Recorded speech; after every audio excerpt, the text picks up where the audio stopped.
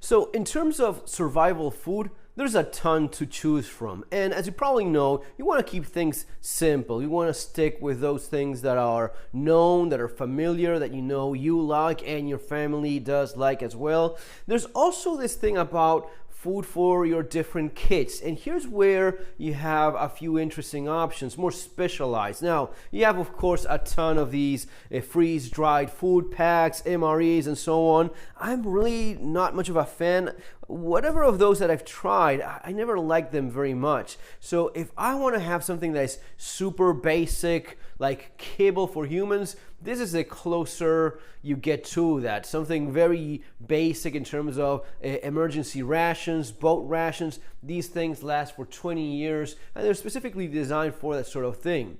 Now, there's also little things that are interesting about preparedness and emergency rations. And one of the more interesting things that I came across is the Scho-Ka-Kola chocolate. Now, these, man, I mean, you've probably seen them around. It's a German chocolate. It's a German chocolate back from the days of, well, 1935. That's when the chocolate was patented by Hildebrand Cacao und Schokolade manufacturer, established by chocolatier Theodor Hildebrand in Alt Berlin.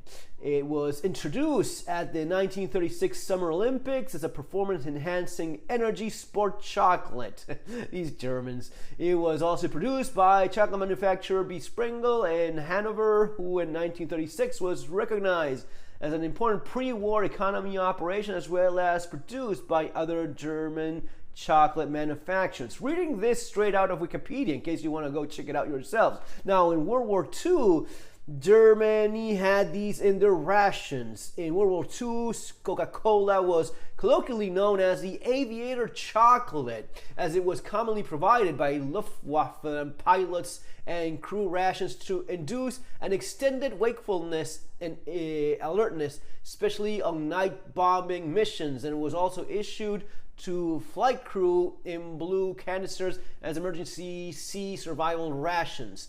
Coca-Cola was also issued during World War II to German tank crews, as well as German U-boat crews and the German army. During the occupation period, it was also distributed to the German population by the Allies. German watch issued Coca-Cola were designated, well, container described, issued in either the metal, tin, or cardboard container version.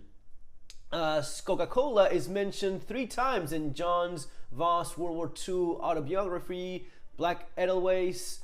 So he joined the Waffen-SS in 1943 at the age of 13. He ended up in northern Finland and as an SS mountain trooper in the 6th SS Mountain Division Nord, and participates in heavy fight against the Russians. When things go particularly bad, it says, round 10 boxes of Coca-Cola are issued to the troops. That's a morale booster, I would assume. He also claims that during the Operation Northwind, particularly the town of Rippensweiler, 16 January 1945, 20 January 1945, in which Voss participated in a German victory, Coca-Cola was given to captured American troops as an act of respect for their bravery.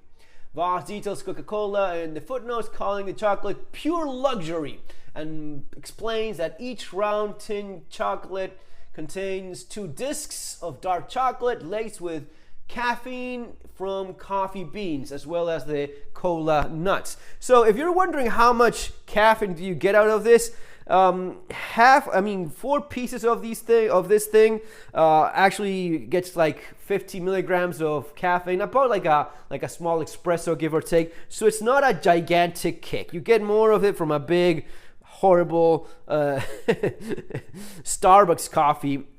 And as it says, you have 2 discs, right? As you see, one of the discs is already gone because it's actually quite good, super tempting. And you see underneath the other disc, it's already pre-cut. It used to be that it wasn't cut; you had to break it yourself. But of course, Germans figured that out quickly enough, and let's just put it in pieces and smaller bits so you can just grab it.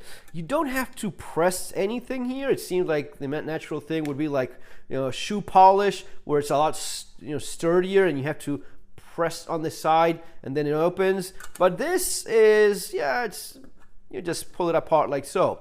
So it is quite good. It has a strong coffee taste, and I actually like it. I tried it and liked it, and well, every day I pick a small piece, I guess, before it goes bad. It's going to be taking a while because these expire in 2026. So you do have a lot of time for these things. They are cool. They have that historic thing going on for them. I think that as chocolate goes, you have a lot better. You have some fine Swiss chocolate that is much tastier. But hey, I like the tin. This is going to be a lot better for your kit in terms of not having a mess spread, especially if it's getting a little bit warmer and your chocolate presses. And I mean, I've had that happen before, more than once probably in my life. So yeah, chocolate can be messy once things start heating up a little bit. Maybe this is not the go-to in warm weathers. It will hold fine unless it's very hot. But maybe if you want to just have a boost of a sugar, you could go with something like these Isostar, and there's a bunch of different brands that make these things. These are basically dextrose, glucose, so it's not going to be supplementing any kind of diet, but the idea is basically a little bit of candy, or keep it super simple and just go with basic hard sugary candy. It usually is quite cheap in most stores. Just learn to read the ingredients. If you have sugar, some flavor, and little else, probably that's what you want to go for. I like the ones that have a little bit of honey, or the ones that have some menthol in them, so as to have the fresh breath thing going. So it's really up to you. These though are quite nice. Again, it's not as if you're gonna get a massive kick of caffeine because of these. And yeah, the German tanker, those guys, they also got like meth, right? So as to keep them going. So it's not as if, we're just going on, the SS were going on Scho-Ka-Kola only. This was, as the man there says in his biography, this was a luxury. In horrible conditions, this was definitely a luxury. If you want to store chocolate for longer periods of time, just buy good chocolates, put it in a vacuum sealed bag. That's probably your best bet. Anyway, guys, I thought it was cool. I want to share that with you guys. If you want to throw one of these in your EDC bag, maybe not for your bug out bag, something that's going to be sitting there for years,